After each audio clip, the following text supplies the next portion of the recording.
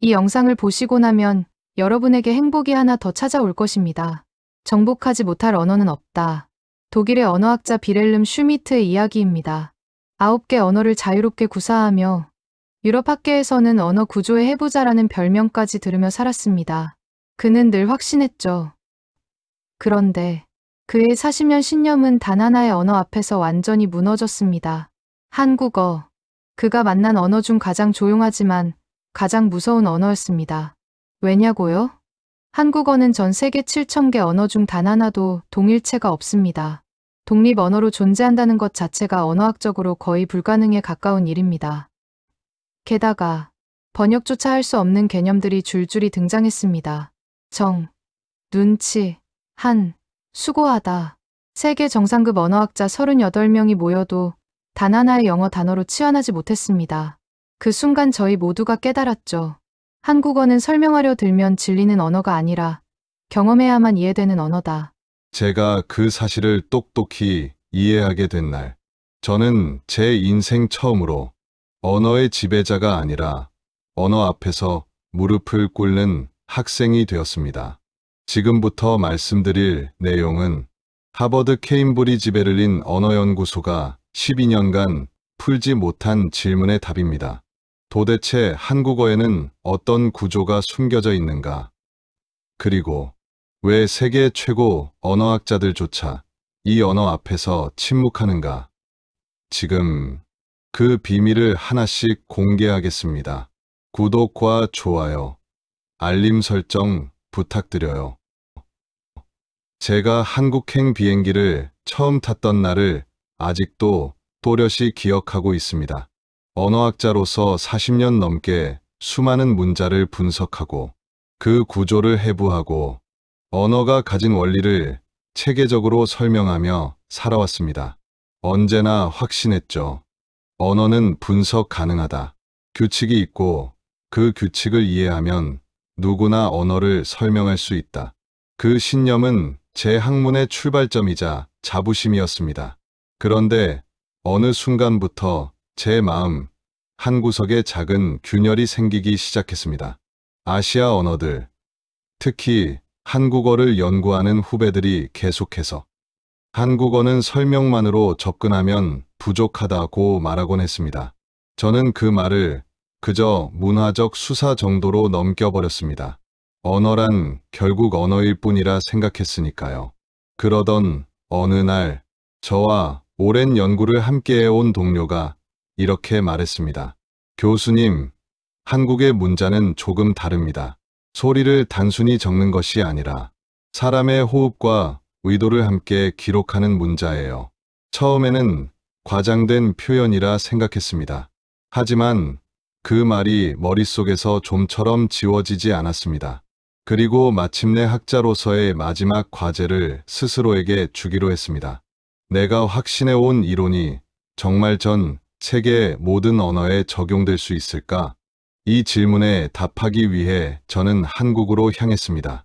그렇게 시작된 여정은 제가 예상했던 것보다 훨씬 깊고 넓고 따뜻한 세계로 저를 데려갔습니다. 비행기 아래로 서울의 야경이 펼쳐지던 순간 저는 묘한 감정에 사로잡혔습니다. 저 아래 어딘가에 제가 지금까지 만져보지 못한 언어적 세계가 숨 쉬고 있다는 예감. 그리고 그 세계가 제 학문의 마지막을 완전히 다른 방향으로 이끌 것이라는 확신. 한국을 한 번도 경험해보지 못한 저는 그저 문자를 보러 왔습니다. 그러나 막상 그 땅을 밟고 보니 제가 만난 것은 문자 이전의 사람이었고 그 사람들의 마음을 가장 정확히 담아낸 한글의 숨결이었습니다. 이 이야기는 한글과 한국어를 통해 60대의 독일 교수가 자신의 학문과 인생을 새롭게 다시 쓰게 되는 여정입니다. 저는 빌헬름 슈미트입니다. 독일에서 40년 동안 언어 철학을 가르쳐 오며 인간이 만든 문자 체계는 결국 모두 한계와 결함을 지닌다고 믿어왔습니다. 문자란 기호의 조합이고 결국 모든 기호는 추상화 과정에서 의미를 잃게 마련이니까요. 그래서 저는 늘 완전한 문자란 존재하지 않는다고 말하곤 했습니다. 하지만 지금 저는 한국행 비행기 창가에 앉아 스스로에게 그 말을 다시 묻고 있습니다.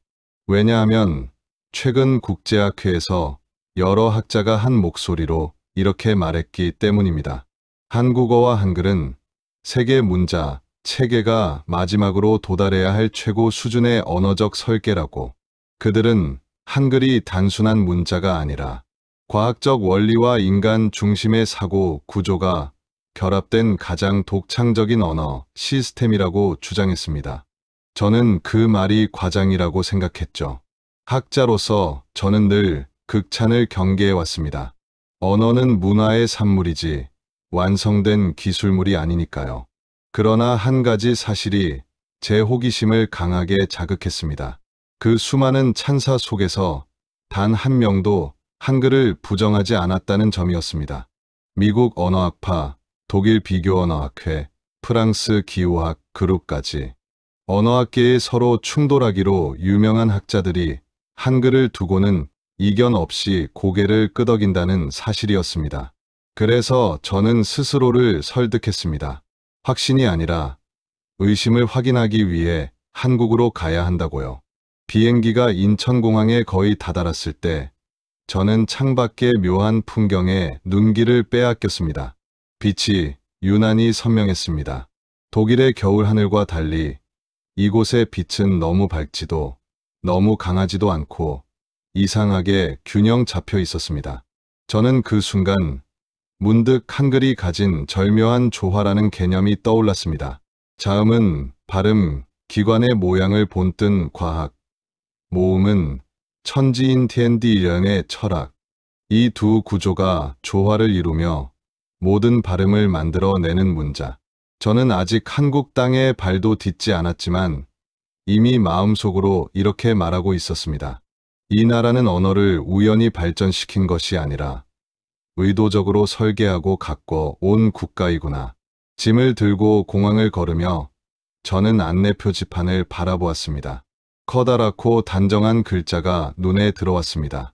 한글은 다른 문자와 달리 복잡한 감정 없이 단번에 명확하게 읽히는 묘한 안정감을 주었습니다. 연구자들이 말하던 고도의 가독성이 바로 이런 느낌이었나 싶었습니다. 택시 탑승구에서 잠시 줄을 서며 저는 제 손에 들린 작은 팸플릿을 펼쳤습니다. 거기엔 세종대왕의 한 문장이 짧게 적혀 있었습니다. 사람마다 쉬운 글이 있어야 하느니라. 저는 그 문장을 다시 읽으며 마음이 조금 흔들렸습니다. 세계의 많은 문자가 권력층과 지배자의 필요에 따라 만들어졌다면 한글은 태생부터 모든 사람을 위한 문자로 설계되었다는 것. 이 점 하나만으로도 이미 철학적 무게가 남다르다고 느꼈습니다. 문자는 기술이지만 때로는 철학이며 어떤 나라에서는 민중의 운명을 바꾸는 힘이 되기도 합니다. 그리고 저는 지금 그 힘이 어떻게 한국인의 삶을 지탱해 왔는지를 확인하기 위해 이 땅에 들어섰습니다. 언어학자의 눈으로 바라보는 한글의 우수성은 무엇인지, 그 구조와 원리가 실제 한국 사회에서 어떻게 살아 움직이는지, 그리고 이 문자가 어떻게 세계에서 가장 과학적이면서도 가장 인간적인 체계를 유지해 왔는지. 한국에서의 첫걸음을 내딛는 순간 저는 단순한 연구가 아닌 제 학문 인생의 마지막 도전이 시작되었다는 사실을 실감했습니다.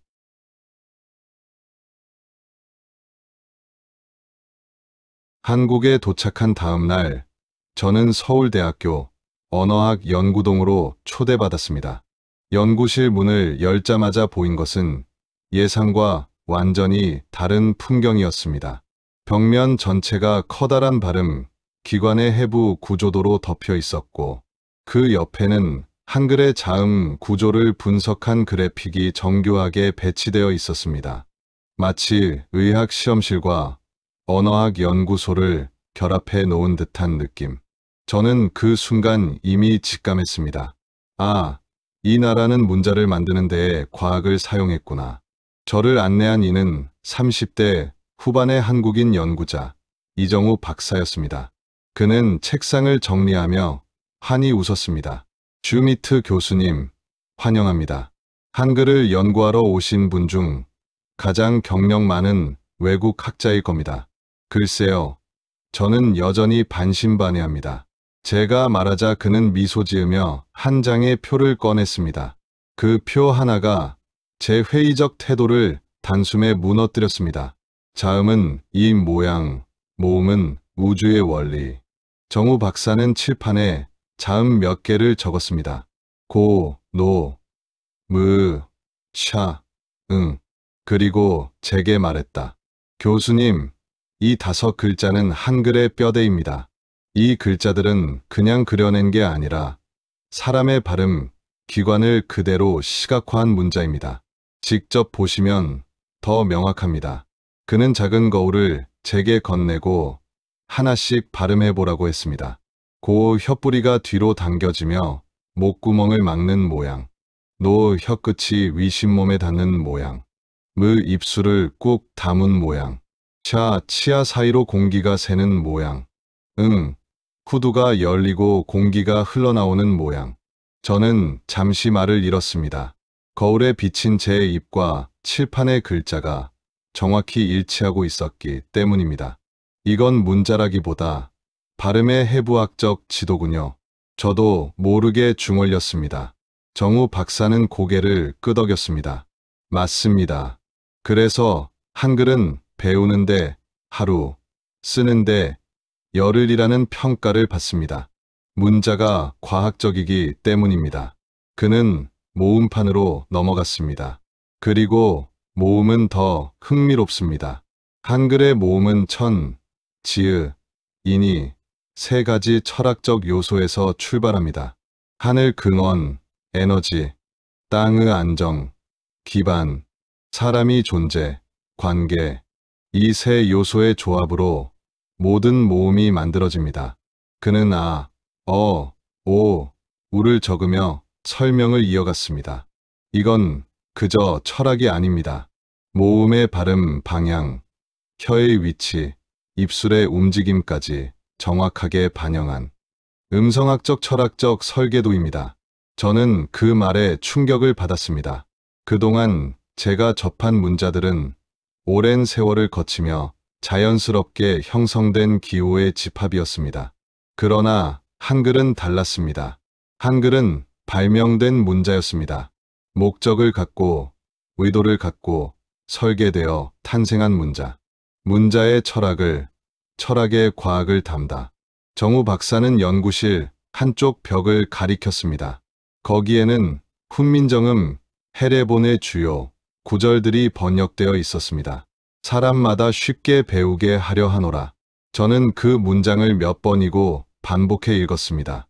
세계의 대부분의 문자는 지배계층이 자신의 지식을 남기기 위해 만들거나 종교적 목적을 위해 형성되거나 오랜 세월 자연 발생적으로 변화했습니다. 그러나 한글은 달랐습니다. 왕이 직접 백성을 위해, 교육을 위해 설계한 문자 뿐만 아니라 그 설계 의도와 원리까지 문헌으로 완벽하게 남아있는 문자. 이런 문자는 인류 역사에서 단 한 번 한글뿐이었습니다. 저는 감탄을 넘어 거의 충격에 가까운 감정을 느꼈습니다. 이런 문자가 역사에 존재했다니 믿을 수가 없군요. 정우 박사는 미소 지었습니다. 교수님, 그래서 우리도 한글을 자랑스럽게 생각합니다. 한글은 기술이면서 철학이면서 동시에 문화적 자존심이죠. 그의 말에 저는 고개를 끄덕였습니다. 한글을 처음 마주한 그 순간 저는 이미 깨닫고 있었습니다. 이 문자는 단순한 기록 도구가 아니라 한 민족의 사고방식과 감정 구조를 지탱하는 근본적 기반이라는 사실을 제가 연구한 어떤 문자보다도 정교했고 구조적이었으며 인간적이었습니다. 저는 그날 저녁 호텔로 돌아와 연구 노트에 단 한 문장을 적었습니다. 한글은 인간의 발음을 시각화한 유일한 문자다. 한글의 과학적 구조에 감탄한 것도 잠시. 저는 금세 더 큰 난관을 마주하게 되었습니다. 이 난관은 문법도 아니었고 발음도 아니었습니다. 오히려 더 근본적인 문제였습니다. 그날 오후 정우 박사는 저를 작은 세미나실로 데려갔습니다. 책상 위에는 얇은 종이 한 장이 놓여 있었습니다. 그는 의자에 앉으며 말했습니다. 이번엔 교수님이 한번 풀어보세요. 종이에는 단 한 문장만 적혀 있었습니다. 밥 먹었어요? 저는 그 문장을 보며 웃음을 지었습니다. 이건 초급 한국어 문장 아닌가요? 저라도 이 정도는 알 수 있습니다. 그러나 정우 박사는 고개를 저었습니다. 교수님, 이 문장은 한국어에서 가장 기본이면서 동시에 가장 복잡한 문장 중 하나예요. 의미를 한번 설명해 보시겠어요? 저는 교과서에 나온 그대로 답했습니다. Haben Sie gegessen? 식사를 했는지 묻는 표현이죠. 그러자 정우 박사가 웃음을 터뜨렸습니다. 그게 전부가 아닙니다. 한국어 화자들은 이 문장을 4가지 이상의 층위로 동시에 이해합니다. 그리고 상황에 따라 응답 방식도 달라져요. 그는 손가락을 접으며 하나씩 설명했습니다. 첫 번째 의미 문자, 그대로의 질문. 가장 표면적인 의미는 단순한 것입니다. 정말 밥을 먹었는지 묻는 것, 식사 여부를 확인하는 것, 건강이나 일정 관리 차원의 질문. 하지만 그는 이어 말했습니다. 이건 한국인에게 가장 약한 의미예요. 두 번째, 의미 상대에 대한 관심. 정우 박사는 제게 시선을 고정한 채 설명했습니다. 한국 사회에서는 누군가의 식사 여부를 묻는다는 건 당신을 챙기고 있다는 뜻이기도 해요. 친근함, 관계 형성, 정서적 유대, 상대의 피로도나 상태 파악. 저는 고개를 끄덕였습니다. 독일에서는 이런 문장이 친밀함과 연결되진 않죠.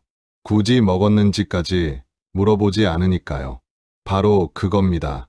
한국어는 단순히 정보를 묻는 언어가 아니라 관계를 확인하는 언어예요. 세 번째, 의미 대화의 문 열기. 정우 박사는 이건 정말 한국적 특징입니다 라며 설명을 이어갔습니다. 밥 먹었어요? 는 실제로 밥 이야기 자체가 목적이 아닌 경우가 훨씬 많습니다. 대화를 시작하기 위한 관계 신호죠. 자리를 함께 하자는 암시. 식사를 제한하기 전에 자연스러운 도입. 함께 있는 시간의 흐름을 맞추는 장치. 저는 잠시 말을 잃었습니다. 단 3단어가 이토록 많은 층위를 갖고 있다니. 네 번째, 의미 정서적 안부. 정우 박사는 마지막 층위를 설명했습니다. 이 표현이 한국어에서 가진 가장 깊은 의미는 안부를 묻는 말입니다. 즉, 너 오늘 괜찮아? 힘들지는 않아? 나는 내가 걱정돼. 그 말에서 저는 다시 한번 충격을 받았습니다. 언어는 정보 전달을 위한 도구라고만 생각했던 제 사고방식이 완전히 부서지는 느낌이었습니다. 저는 결국 틀렸다. 정우 박사는 미소를 지으며 말했습니다. 교수님, 이게 바로 한국어가 가진 독특한 구조예요. 동일한 문장이 상황에 따라 적게는 하나, 많게는 5가지 감정과 관계의 의미를 동시에 담습니다. 저는 다시 종이를 보았습니다. 밥 먹었어요? 그 문장이 이제는 전혀 다른 의미로 보였습니다. 단지 식사 여부를 묻는 질문이 아니라 상대의 하루, 몸 상태, 감정, 그리고 관계를 모두 나누는 문장이었습니다. 저는 이렇게 말했습니다. 정우 박사님, 이건 언어학으로 설명하기 어려운 구조군요. 정우 박사는 고개를 끄덕였습니다. 맞습니다. 그래서 한국어는 단순한 문법적 분석만으로는 접근할 수 없습니다. 한국어를 이해하려면 한국인의 생활 방식과 정서를 같이 봐야 하죠. 언어 너머의 세계가 열리다. 연구실을 나섰을 때 저는 평생 경험하지 못한 벽 앞에 서 있었습니다. 규칙 기반으로는 절대로 설명되지 않는 언어, 논리로는 해석할 수 없는 감정의 층위, 문법을 넘어 사람의 마음이 먼저 존재하는 언어. 저는 깨달았습니다. 한글이 과학적이라는 사실은 오히려 한국어 전체 세계의 절반도 설명하지 못하는구나. 기적 같은 문자 위에 또 하나의 기적 같은 언어가 얹혀 있었던 것입니다. 그날 저녁 호텔로 돌아와 저는 연구 노트를 펼치고 오랫동안 앉아 있었습니다. 40년 동안 구축해온 언어학 이론 체계가 한 문장 앞에서 무력해지는 경험. 이것은 단순한 학문적 도전이 아니라 제 학자로서의 정체성 자체를 흔드는 사건이었습니다. 하지만 이상하게도 두렵지 않았습니다. 오히려 묘한 설렘마저 느껴졌습니다. 60년을 살면서 처음으로 모른다는 사실이 즐거웠습니다. 이해할 수 없다는 현실이 흥미로웠습니다. 저는 창밖의 서울 야경을 바라보며 중얼거렸습니다. 한글이 과학이라면 한국어는 예술이로군요. 정우 박사가 마지막으로 했던 말이 떠올랐습니다. 교수님, 한국어를 진정으로 이해하려면 한국 사람들의 삶 속으로 들어가셔야 합니다. 문법책이 아니라 사람들 사이에서요. 저는 그날 밤 제 연구 방식을 근본적으로 바꾸기로 결심했습니다. 더 이상 책상 앞의 학자가 아니라 거리 위의 관찰자가 되기로. 이론을 증명하는 연구자가 아니라 삶을 이해하려는 한 사람이 되기로. 그날 이후 저는 한국어를 그냥 배우는 언어가 아니라 체험해야 할 문화로 바라보기 시작했습니다. CHAPTR4 세종대왕 앞에서 느낀 경외. 정우 박사의 연구실을 나선 다음 날 저는 광화문 광장을 천천히 걸었습니다. 그곳 중앙에는 한국의 왕, 세종대왕의 거대한 동상이 위엄 있게 자리하고 있었죠. 이 청동상 앞에 서자마자 저는 특별한 감정을 느꼈습니다. 학자로서 수십 년 문자의 기원을 추적해왔지만 문자 창제자를 실제로 마주할 수 있다는 경험은 극히 드물었기 때문입니다. 대부분의 문자는 창제자가 누구인지조차 알 수 없습니다. 기원도 불분명하고 동기도 모호하고 초기 형태조차 거의 소실되었죠. 그러나 한국은 전혀 달랐습니다. 문자를 누가 창제했는지, 왜 만들었는지, 어떤 사상을 담았는지, 어떤 절차를 거쳤는지 그 모든 기록을 완벽하게 보존하고 있는 국가. 저는 동상을 올려다보며 조용히 물었습니다. 세종대왕 당신은 도대체 어떤 시대 정신 속에서 이런 문자를 구상할 수 있었을까요? 군주가 백성에게 문해력을 선사하다. 한국어 학자들에게 가장 놀라운 점 중 하나는 창제 동기였습니다. 역사를 돌이켜보면 문자는 대체로 제국 확장을 위해, 종교 전파를 위해, 권력 유지를 위해 탄생해 왔습니다. 그러나 세종대왕은 정반대였습니다. 문자를 권력 강화가 아니라 민중 교육을 위해 만들었다는 기록이 명확히 남아 있습니다. 훈민정음 서문의 문장이 그 증거죠. 백성들이 말하고자 하되 글이 없어 고통받는다. 저는 이 문장을 읽었을 때 가슴이 뜨거워졌습니다. 언어 철학을 연구하는 제게도 이런 선언은 충격적이었습니다. 문자 창제 목적이 민중의 불편 해소라니. 그런 문헌은 인류사에서 거의 전무했습니다. 문자 발명이 시대를 초월하다. 동상 앞에서 저는 작은 수첩을 꺼냈습니다. 거기에는 제가 평생 연구해온 문자들의 특성이 정리되어 있었습니다. 라틴 알파벳 수세기에 걸친 변형과 차용을 통해 발전, 아랍 문자 종교 전파와 함께 확산, 데바나가리 지역 언어와 종교, 전통의 융합, 한자 표의 상형회의의 복합 체계, 그리고 그 밑에 저는 새로운 항목을 추가했습니다. 한글 발성 기관을 과학적으로 모형화한 설계 문자. 한글은 다른 문자들과 비교 자체가 불가능했습니다. 왜냐하면 한글은 자연 발생한 것이 아닌 완전한 발명품이었기 때문입니다. 게다가 그 발명품이 교육, 민주화, 서민 계층 보호, 의사소통, 평등, 이라는 가치를 중심으로 탄생했다는 점은 더욱 경이로웠습니다. 저는 세종대왕 동상을 바라보며 중얼거렸습니다. 당신은 문자를 넘어 사회 시스템을 재설계하려 했군요. 문자 하나가 민족 정체성을 형성한다는 진실, 한글이 단순한 기호, 체계 이상의 힘을 지녔다는 사실은 근현대사의 여러 장면에서 분명히 드러납니다. 정우 박사가 했던 말이 다시 떠올랐습니다. 교수님, 한글이 없었다면 우리는 오늘날의 한국이 되지 못했을 겁니다. 그가 말한 한국이란 단순히 국가가 아니라 국민 모두가 자신의 사상을 스스로 기록할 수 있는 사회를 의미했습니다. 실제로 조선 후기부터 근대까지 한글은 민중 문자로 급속히 확산되었습니다. 서민들이 신문을 읽고, 여성들이 편지를 쓰고, 농민들이 문서를 이해하게 되었죠. 저는 의문을 품었습니다. 어떻게 이렇게 짧은 기간에 한 문자가 사회 전체를 변혁시킬 수 있었을까? 그 답은 명백했습니다. 쥐었기 때문입니다. 고도로 설계된 과학적 문자였기 때문입니다. 사람들이 글자를 배우는 순간 그들의 인식 세계가 확장되었습니다. 사고가 문자가 되고 문자가 권리가 되던 시대, 문자는 단순한 기호가 아니라 의식을 깨우는 혁명이었던 것입니다. 학자의 확신이 서서히 흔들리다. 저는 교수이자 연구자로서 문자는 시대의 부산물이라는 오래된 명제를 확고한 진리처럼 신봉해왔습니다.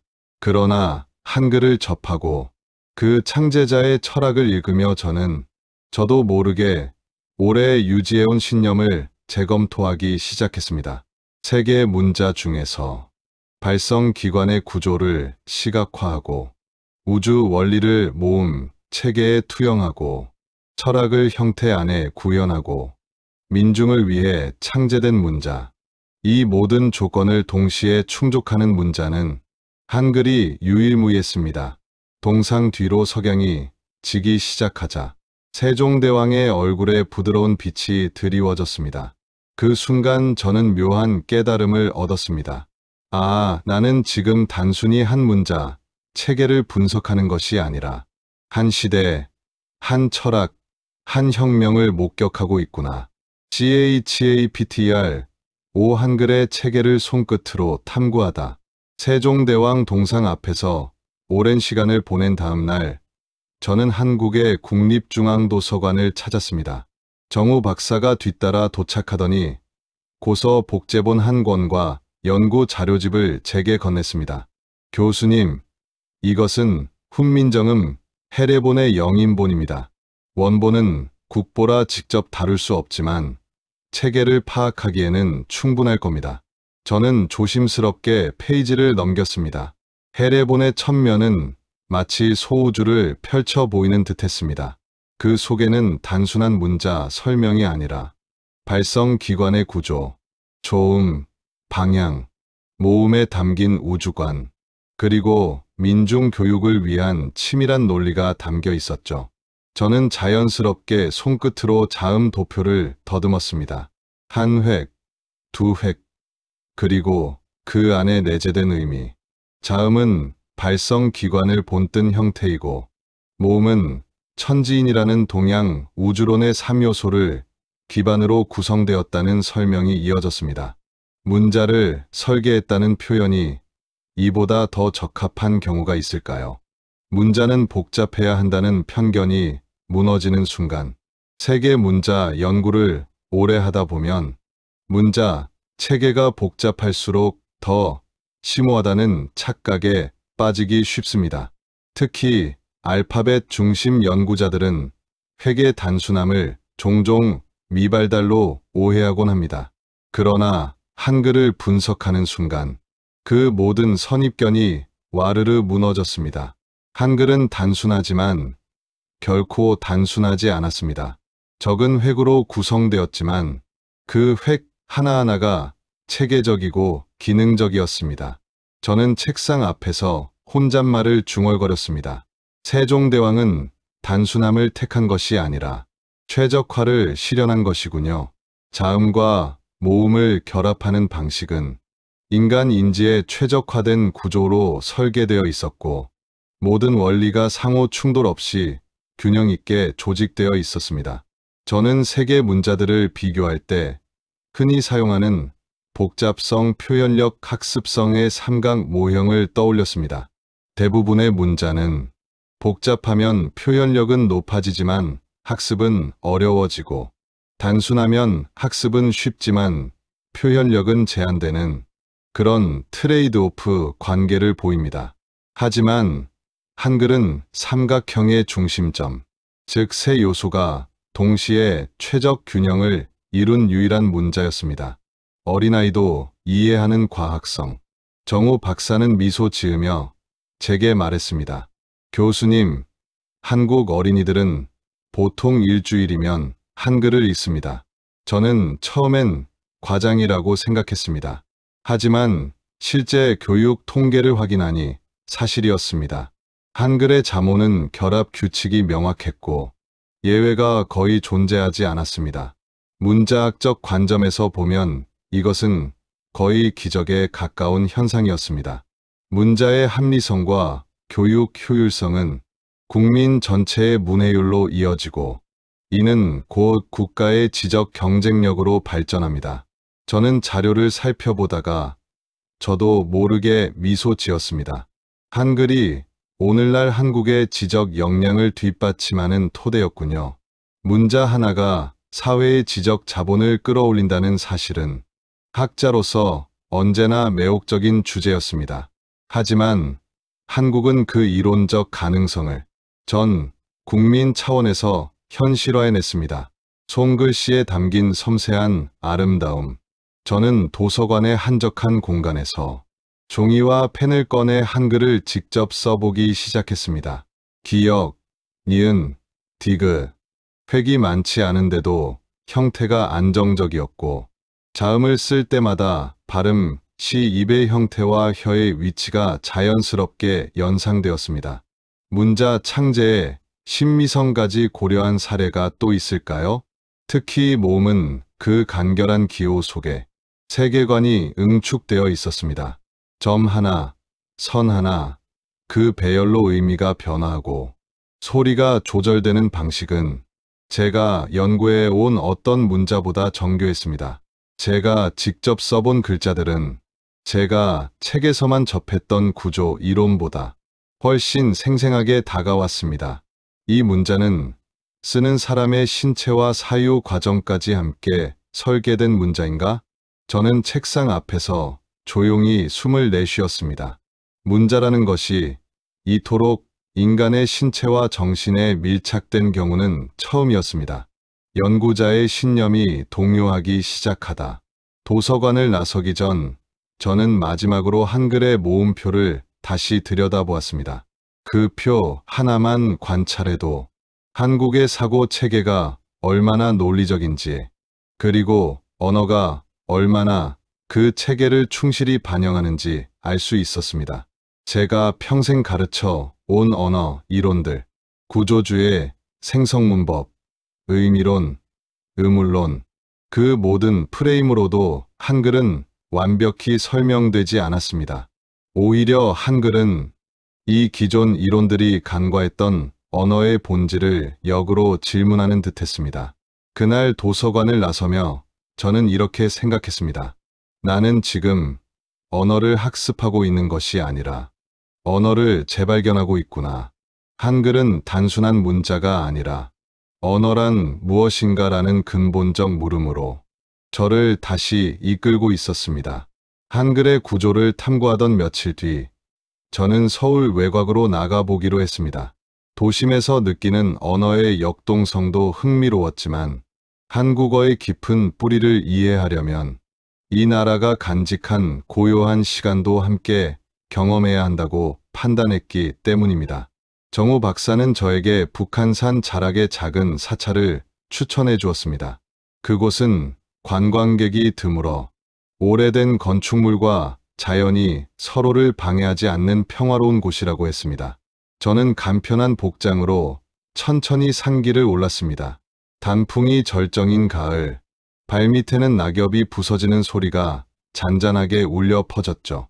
독일의 숲은 흙의 향기가 강한 편인데 한국의 산길은 맑게 스며드는 향이 있었습니다.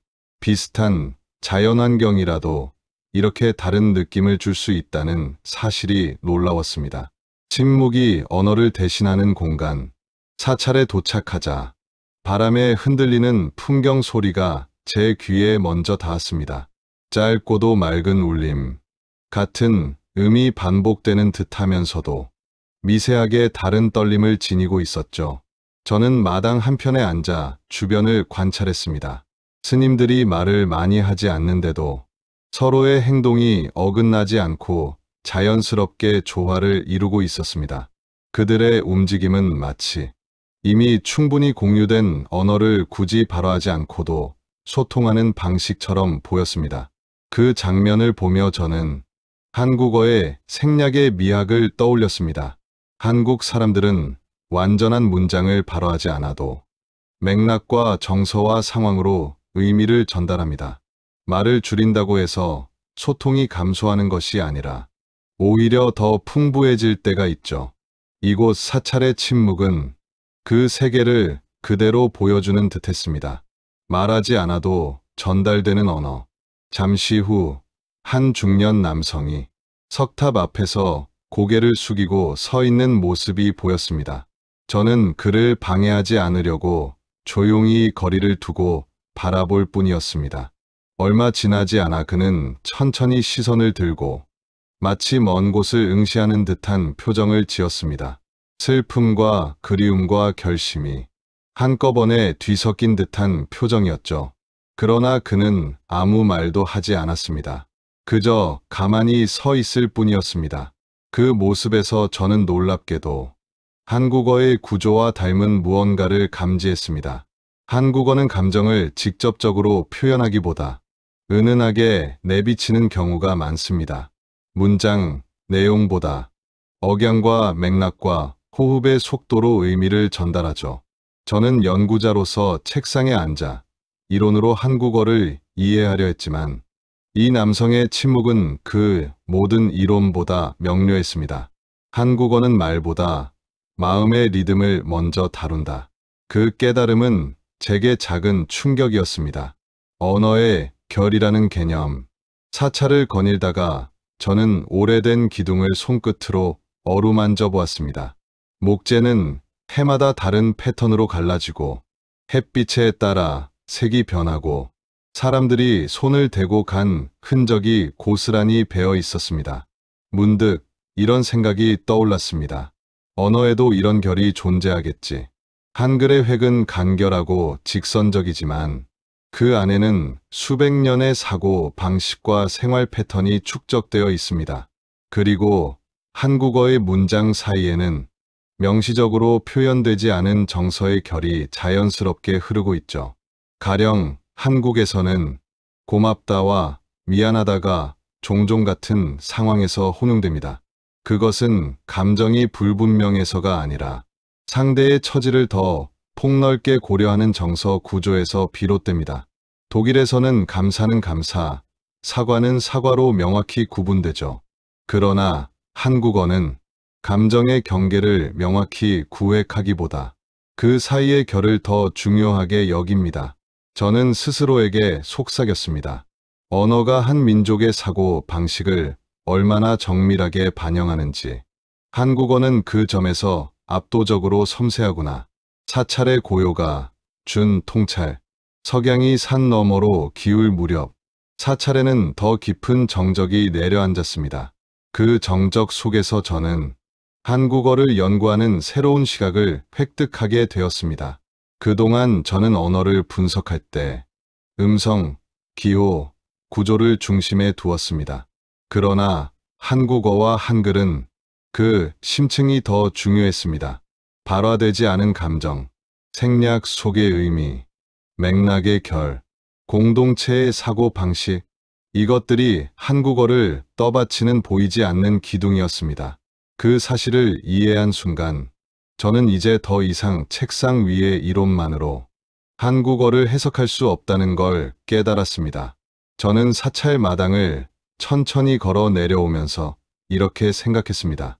나는 지금 하나의 문자, 체계를 연구하고 있는 것이 아니라 한 민족이 축적해온 감정의 층위를 탐험하고 있구나. 사찰에서 내려온 뒤 저는 언어가 단순히 현재의 소리만을 담는 것이 아니라는 사실을 더 깊이 체득하게 되었습니다. 특히 한국어는 시간을 독특하게 다루고 있었고 그 방식이 한글이라는 문자와 절묘하게 맞물려 있었습니다. 하이델베르크에서 연구하던 수많은 언어 중 과거의 기억과 현재의 감정을 동시에 담는 구조는 한국어처럼 중층적인 형태를 보이는 언어가 드물었습니다. 한국 사람들에게 시간은 늘 흐르고 있지만 그 흐름은 선형이 아니라 겹겹이 축적되는 듯한 모습에 가깝죠. 그날 저는 바로 이 한국적 시간관과 한글의 구조가 어떤 관계를 맺고 있는지를 이해하게 되었습니다. 기억이 현재를 움직이는 언어. 길을 걸어 내려오며 저는 사찰에서 보았던 남성의 침묵을 계속 떠올렸습니다.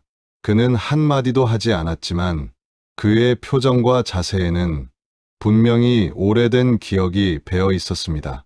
한국어에서는 과거의 감정이 현재형 문장으로 종종 표현됩니다. 예를 들면 아팠어요처럼 단순한 과거형이 아닌 마음이 남아있어요. 그때 생각이 계속 나요. 같은 표현을 보면 감정의 시간이 단절되지 않음을 알 수 있죠. 저는 그 구조 속에서 한국의 오랜 역사와 한글의 탄생 배경을 연상했습니다. 한국은 유난히도 많은 상처와 극복의 역사를 지닌 국가였습니다. 침략과 전쟁, 분단과 재건, 그 모든 과정에서 사람들은 말보다 더 깊은 방식으로 서로를 이해해야 했을 것입니다. 그렇기 때문에 한국어는 과거의 감정을 현재로 끌어오는 표현이 자연스러웠고 한글은 그 정서를 정교하게 담아낼 수 있도록 간결하지만 섬세한 형태를 갖추게 된 건 아닐까. 그런 가설이 머리를 스쳤죠. 시간을 담는 문자의 구조. 산책을 마치고 숙소로 돌아온 저는 한글의 기본 구조를 다시 펼쳐보았습니다. 자음과 모음이 세로와 가로로 자연스럽게 결합하는 구조. 붓으로 쓸 때에도 키보드로 입력할 때에도 흐름이 단절되지 않는 구조. 그때 저는 한글이 단순히 소리를 기록하기 위한 문자가 아니라 시간의 흐름을 담기 위한 그릇처럼 보인다는 사실을 깨달았습니다. 예를 들어 샤은 바람이 스치는 형상이고 그은 숨이 크게 빠져나가는 형상이죠. 소리의 장단, 강약, 여운의 지속까지 문자 자체가 포착할 수 있게 계속 씁니다. 그 점이 특히 한국어의 정서적 지속성을 표현하는데 엄청나게 유리한 구조였습니다. 한글은 소리가 사라진 후에도 그 여운을 글자 안에 머물게 할 수 있었습니다.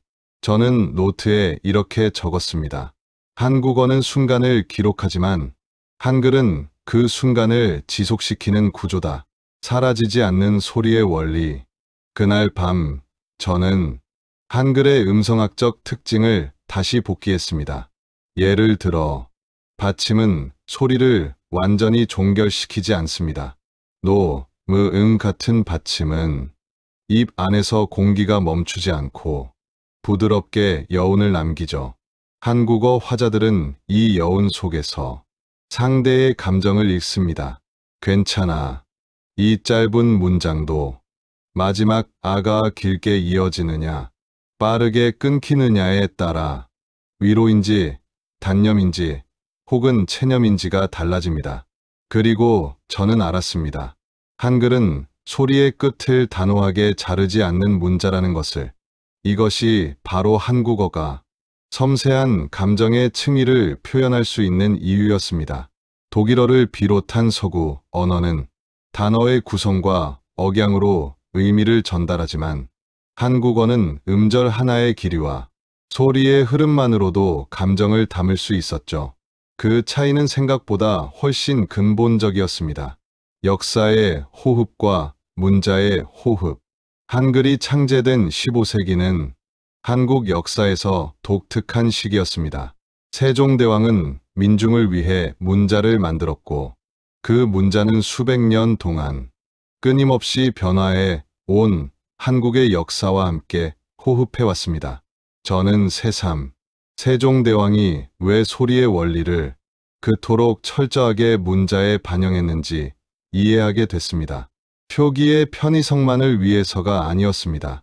사람의 순결을 정확히 기록하기 위해서였죠. 말이라는 것은 결국 호흡에서 비롯되는 것이고 호흡은 감정과 연결되어 있습니다. 한국어는 감정을 중시하는 언어였고 한글은 바로 그 감정의 미세한 움직임까지 섬세하게 기록할 수 있었던 것입니다. 세종대왕은 문자를 창제한 것이 아니라 한 민족의 말과 마음을 하나의 시스템 안에 통합한 셈이었습니다. 시간을 기록한 문자라는 깨달음. 밤이 깊어지자 저는 사찰에서 들었던 풍경 소리를 다시 떠올렸습니다. 풍경은 같은 금속을 치지만 바람에 따라 울림이 달라졌습니다. 한국어의 단어들도 그랬습니다. 같은 글자를 사용하더라도 상황, 표정, 억양에 따라 전혀 다른 의미를 생성했습니다. 한글은 그 모든 의미의 가능성을 단 한 글자 안에 담아두고 있었죠. 저는 그때 한글이 왜 세계에서 유일하게 창제 원리와 철학, 정치적 목적까지 모두 명확히 문서화된 문자로 인정받는지 알게 되었습니다. 한글은 단순히 읽고 쓰는 문자 이상의 존재였습니다. 한국인의 시간, 감정, 호흡을 기록하는 시스템이었습니다. 그날의 깨달음은 제 언어학 생애에서 가장 중요한 전환점 중 하나였습니다. 한국에서의 마지막 날, 저는 다시 서울 거리를 천천히 걸었습니다. 며칠 동안 연구를 위해 여기저기를 다녔지만 지금 제 마음을 가장 강하게 흔드는 것은 논문이나 학술 문헌이 아니라 사람들의 억양과 그 속에 담긴 정서였습니다. 어쩌면 언어란 문자와 규칙을 분석해 이해하는 것보다 그 언어를 사용하는 사람들의 호흡 속에서 더 정확하게 모습을 드러내는 것인지도 모르겠습니다. 거리에서 들은 소리의 결. 아침에 서울 거리는 활기로 가득했습니다. 버스가 지나가고 노점에서는 따뜻한 어묵 향기가 퍼져 있었고 사람들은 서로의 동선을 방해하지 않으면서 자연스러운 흐름으로 이동하고 있었습니다. 그 순간 저는 그들끼리 형성하고 있는 무언의 대화를 또 한 번 감지했습니다. 한국인들은 상대를 먼저 관찰하고 상황을 직관으로 파악하고 말의 절반은 뉘앙스로 전달합니다. 그리고 그런 방식이 가능하게 만드는 것은 한글이 지닌 표현력의 유연함이었습니다. 독일에서는 문장을 정확히 완결하는 것이 중요하지만 한국어는 문장보다 의미의 흐름을 중요하게 여깁니다. 그리고 흐름을 기록하는데 한글만큼 자연스러운 문자를 저는 본 적이 없었습니다. 한글이 가진 비워둔 공간의 가치.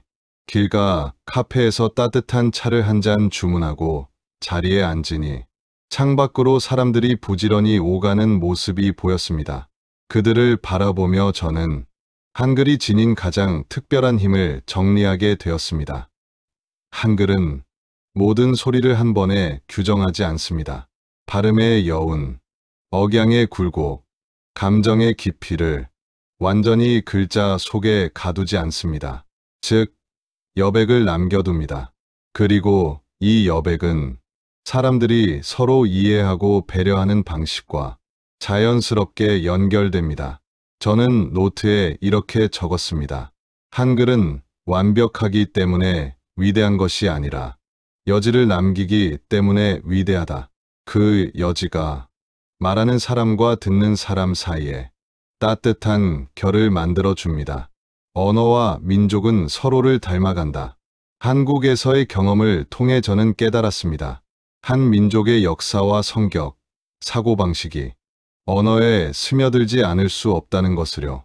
한국인의 섬세함, 다른 사람을 먼저 배려하는 태도, 감정을 쉽게 드러내지 않으면서도 친밀한 연결을 중요하게 여기는 정서, 이 모든 것이 한국어의 문장 구조와 한글의 소리 체계에 그대로 투영되어 있었습니다. 문자를 연구하기 위해 왔던 저는 어느새 한국인의 마음을 탐구하고 있었던 셈입니다. 연구자에서 한 사람으로 한국에서 머무는 동안 저는 수많은 자료를 읽고 사람들을 만나고 현장에서 들리는 언어의 흐름을 기록했습니다. 하지만 이상하게도 제가 이 나라에서 가장 깊게 느낀 것은 학술적인 지식이 아니라 정서라는 단어였습니다. 한글은 감정을 기록할 수 있는 문자였고 한국어는 감정의 움직임을 소리로 표현하는 언어였습니다. 솔직히 말해 이전까지 저는 언어를 분석의 대상으로 여겼습니다. 그러나 지금은 언어를 살아있는 존재처럼 느끼게 되었습니다. 그리고 그 변화의 출발점에는 한글이 있었습니다.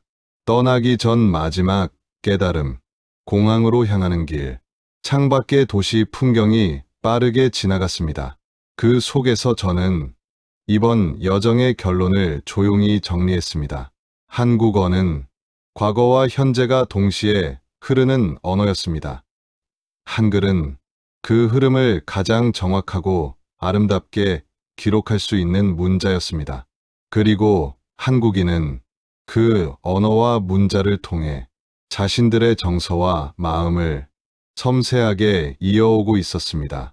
저는 마지막으로 깊게 숨을 들이마시며 속으로 이렇게 중얼거렸습니다. 이 문자를 창제한 사람들은 언어를 넘어서 인간의 마음을 연구했던 사람들이었구나. 비행기 탑승 시간이 가까워오자 저는 노트를 덮고 자리에서 일어났습니다. 이번 연구가 끝난 것이 아니라 비로소 시작되었다는 확신과 함께요.